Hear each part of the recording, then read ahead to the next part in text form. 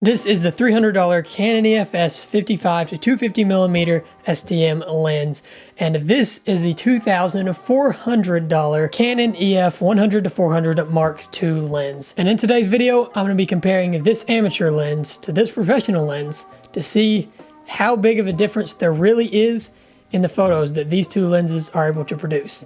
Now, as you heard there is a massive discrepancy in price here. This lens costs 800% more than the cost of this lens. And so obviously with that massive price difference, there should be a massive quality difference. And we're gonna be figuring that out today in a comparison of these two lenses. And this is basically for wildlife photographers out there who wanna know, is their entry level 250 anywhere near as good as a professional level lens like this? This is a lens that comes very cheap. And for amateurs, is a great starter wildlife photography lens, but then you have this lens that is a professional lens for $2,400, which for many people is still somewhat attainable. I mean, it's not like a $10,000 prime lens.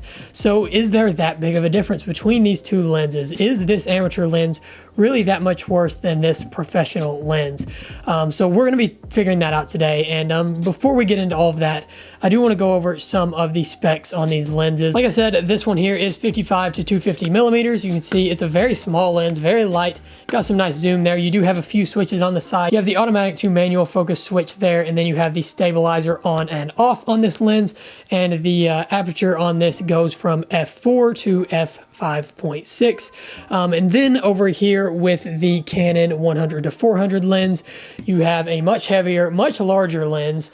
And as you can see there, it is fully zoomed out, and you have many features on the side of this lens, from not only the stabilizer like the other lens had and the automatic focus to manual focus, but you also have the full to infinity switch for faster focusing, and you have 3 different stabilization modes, as well as a smooth tight ring to help with the zooming. And the build quality of a lens like this one is just honestly much better than this one. This is plastic, whereas this right here is metal. So much better build quality in a lens like this, much stronger, able to withstand a lot more. But overall, the image quality is what matters in the end, right? Like, we can be careful with either lens and not worry about build quality, but what matters is the images that these lenses produce. And so that's what we're going to be comparing today. So first, what we're going to do is set these up here to the side, and we're going to pull the laptop over here and take a quick look at some of the images that both of these lenses have produced, and basically just compare those images. So starting out right here, I have some images from the 55 to 250 millimeter lens in Lightroom. And you can see here that this is of some deer that were outside of my house. And I'm going to turn up the exposure a little bit here just to brighten it up and show you a little more of the detail. And if I go ahead and zoom in on these guys, you can see, especially on those back two, not a lot of detail there. Now the focus was up here on this deer, but even with that, you can see when I zoom in, yeah, the detail's not there. Not there at all. You can see down in the grass, not super sharp. You've still got a little bit of separation. You have a little bit of bokeh back there and some on these trees up here. So that's nice. At 250, you do get a little bit of bokeh. But as far as the sharpness and the quality of these deer, when you zoom in, it's not there. This lens is definitely missing. I'm going to go over to the next picture here. This is another one of some more deer. And on this one, it did a little better. A little bit better here. Not necessarily great, but a little bit better. And then on this one, it did even better. Still not great, but a little more detail there. But then if I go over here, these are some other pictures that I took on the same lens of some deer, and these are processed. Those that I just showed you were not processed and had no sharpening or anything like that done. And you can see that these are definitely much better. Now, granted, these animals are a lot closer. This is not a cropped image at all.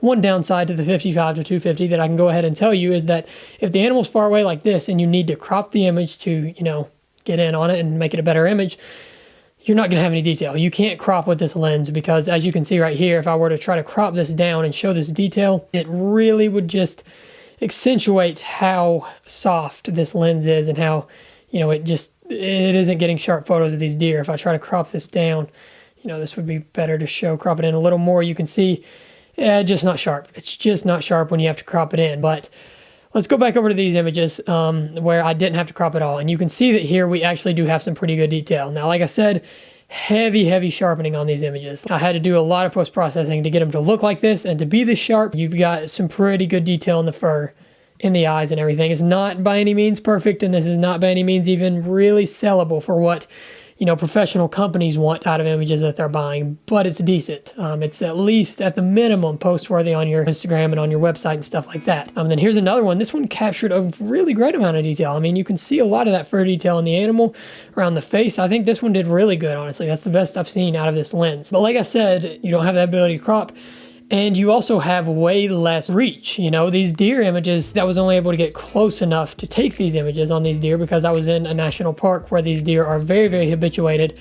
And I was within 15 yards of these deer probably when I took these photos. So very, very close to me, and I was able to take these images of these deer very close because they're habituated. But if you go out and try to take some photos on the 55 to 250 of some more skittish animals, like the ones that were outside of my house, these deer are not in a national park. They're hunted every year when hunting season opens up here in Kentucky. So they're not used to people, and you're not able to get close to those animals. And so your range is not good there with 250. You need more millimeters than that. You need at least 300 to really effectively do wildlife photography, in my opinion.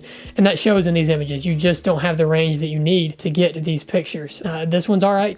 This one, they're relatively close and I didn't have to crop it all. So this one's okay, but generally you need more range than 250. So you can produce good shots out of it, but you're very limited on the amount of good sharp shots you can get out of it. Now, let's move over and take a look at the 400. Unbelievable difference in sharpness. If you look at this as opposed to zoomed in on this, I mean, my God, neither of these images cropped at all. And you can just see the insane amount of detail that this 400 captures. The image quality out of that lens is unreal. I mean, look at the difference in that deer's head versus this bison's nose. And that's both zoomed in at 300%. Like, I'm not zooming in more on the deer one to make it look worse or something like that. Like, it's just both zoomed in at 300%, massive difference. And so that's the thing about the 400 that I think is the biggest difference between it and the 250 is the simple fact that 100 to 400 Mark II is a sharp lens. It is a professional level sharp lens. Like, this lens, many of the professional shots that you've seen, even in National Geographic, this is a lens that National Geographic photographers use. That gives you any perspective on how sharp and how great this lens is. So this is a stellar lens in terms of sharpness and image quality, whereas the 250, because it's, only $300, is not. It's a very, very soft lens. There are, like I said, some circumstances like this shot where you can produce good images out of the 250, good sharp images, but they are under very, very specific circumstances, and your opportunities like that are very limited. As opposed to this over here, the bison I was just showing you, where you can see, even the individual strands of fur on his head, or as opposed to a shot like this of this black bear where you can just see all the detail in his fur. You can even see mosquitoes on his ear. You can see a hair going across his eye. I mean, like, this 400 just captures so much detail without even having to crop. But then if you do have to crop in an image like this, and this was shot at 1000 ISO, which for the Canon 80D, it's not a camera that handles ISO super well. So that's pretty high on a shot like this. Raise the exposure a bit so you can see a little better, and you can see even with 1000 ISO and crop, still maintained a ton of detail out of that 400. You can still see all the individual, fur strands all over this, the grass in its mouth, some detail in the eye. Like, it still has maintained detail on an image like this that's super cropped, and then obviously on all these other images, like I said, that aren't cropped, insane amount of detail in these. So this elk image here, you can see insane amount of detail. You can literally see right there the reflection in his eye of the ground and then the sky above it, that blue sky above it.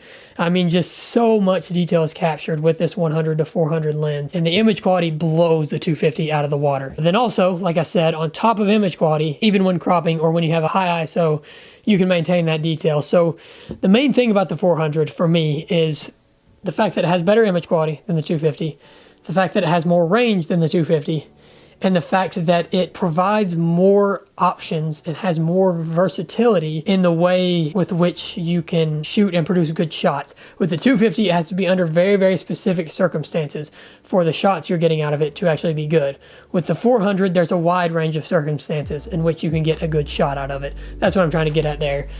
So it has a lot more of that ability, and you're going to get a lot more shots with the 400. And then the last thing is just the bokeh that the 400 produces. Because you're able to get all the way out to 400 millimeters, you get a lot better bokeh. You can see in this shot, your background is a lot more blurred, or in this shot, the background is a lot more blurred than in a shot like this. You get some blur, up here in the foreground and a little bit in the background, or, in a shot like this, you got a little bit of background blur back in there. but you don't get like what you get with the 400. And none of the images actually I'm using here honestly have great bokeh, but it can produce images with great bokeh, and I'll throw one of those on here right now for you to see, since I don't have any imported into Lightroom. So that's another huge benefit of the 400. You're gonna get really good bokeh where you have these tack sharp animals on a completely blown out, blurred out background, which just looks so awesome in wildlife photography. So that's another huge benefit of the 400. And overall, after comparing these images, I think we can all agree on the winner here, and that is your 100 to 400 Mark II lens, which I think we expected. This is 800% the cost of this lens, so obviously anyone watching this and myself expected for this to be a better lens, but it really is that much better. It really is $2,100 worth of price difference better, in my opinion at least.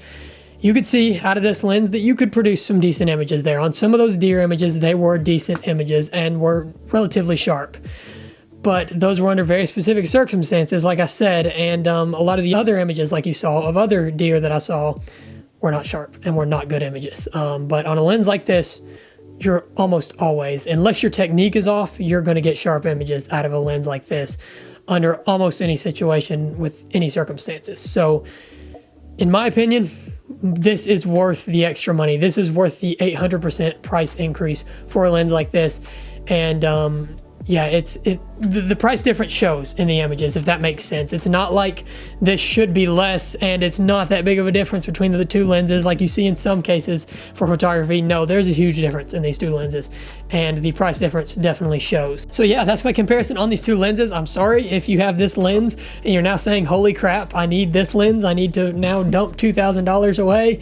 I'm sorry if I've showed you that now, but you know, that's just a fair comparison of them. This lens is that much better. But with that said, if you are an amateur wildlife photographer, you can still produce good images with this. This is not necessarily a bad lens.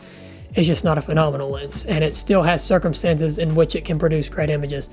This just produces great images in many more circumstances, and it's just overall sharper. I mean, no matter what circumstances, you can have perfect circumstances in this, and this is still going to be sharper in all circumstances. It's just a sharper lens with better image quality in terms of that as well. And you can definitely see that jump from amateur to professional in the quality of these lenses. And that's really interesting to see, and something that I really like seeing in comparing these photos and in comparing these two lenses. Then obviously, besides the images that they produce, the range of options in the stabilizer modes and the smooth tight ring and all of that, kind of just luxury items that you didn't really need on this lens, but they included because it is such a more expensive luxury lens, also make this lens so much better, and also are a reason that the price is so much more than a lens like this that has none of those luxury items. So that's my comparison on these two lenses.